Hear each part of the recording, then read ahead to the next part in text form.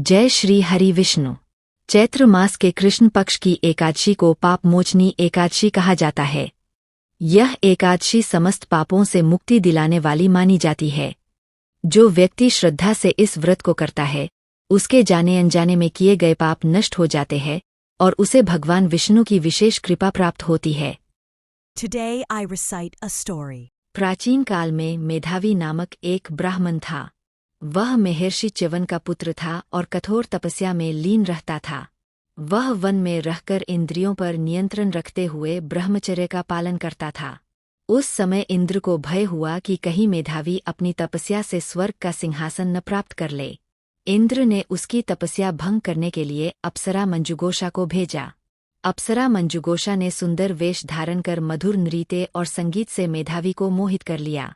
मेधावी का तप भंग हो गया और वह उसके साथ अनेक वर्षों तक मोह में लिप्त रहा।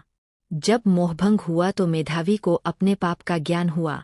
उसे गहरा पश्चाताप हुआ और वह अपने पिता महर्षि च्यवन के पास गया। मेधावी ने अपने पिता से कहा, पिताजी, मैं अपने तप से गिर गया हूँ। मुझे पापों से मुक्ति का कोई उपाय बताइए। महर्षि च्यवन ने कहा, हे पुत्र, यदि तुम चैत्र कृष्ण पक्ष की पाप मोचनी एकादशी का श्रद्धा से व्रत करो तो तुम्हारे सभी पाप नष्ट हो जाएंगे। मेधावी ने विधिपूर्वक पाप मोचनी एकादशी का व्रत किया। उसने भगवान विष्णु की आराधना की और रात्रि जागरण किया।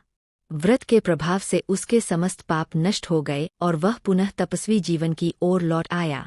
अप्सरा मंजुगोषा भी इस व्रत के प्रभाव से अपने दोषों से मुक्त होकर स्वर्गलोक को प्राप्त हुई।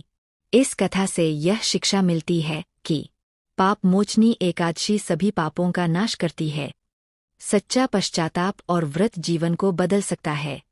भगवान विष्णु करुणामय है और भक्तों को कभी निराश नहीं करते।